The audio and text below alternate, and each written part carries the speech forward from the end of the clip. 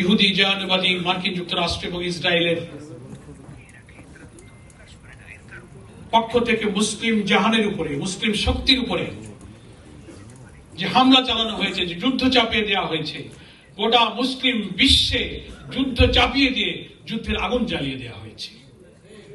আমরা আজকের এই মাহে রমজানে পবিত্র পরিচ্ছন্ন মনে আমাদের রুহানিয়াত, আমাদের আত্মশুদ্ধি, আমাদের জীবন চরিত্র, আমাদের চোখ, কান, নাক, মুখ, সমস্ত অঙ্গকে সমস্ত নাফরমানি থেকে, পাপাচার থেকে পরিচ্ছন্ন করে আত্মগঠনের এক অমীয় সুধা এই মাহে রমজানের রহমত, মাগফিরাত এবং নাজাতের সুযোগ যখন গ্রহণ করব, সেই পবিত্র পরিচ্ছন্ন মন নিয়ে মাহে রমজানের মাঝামাঝি এসে সারা মুসলিম জাহানের উপরে এই ইহুদিবাদী গোষ্ঠীর যুদ্ধের আগুন আমাদেরকে দেখতে হচ্ছে।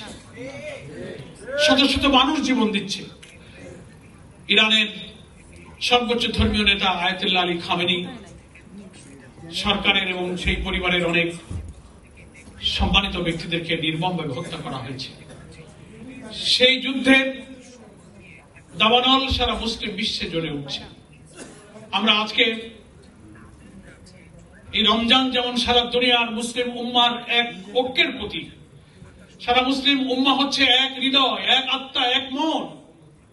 একটা হৃদয় আঘাত খেলে সারা দেহ যেমন কম্পিত হয়, আজকে মুসলিমদের উপরে যুদ্ধের আগুন, যুদ্ধের দামামে বেজে ওঠার কারণে মুসলিম উম্মার অংশ হিসেবে বাংলাদেশের মুসলিমরা আমরাও দারুণভাবে ব্যথিত।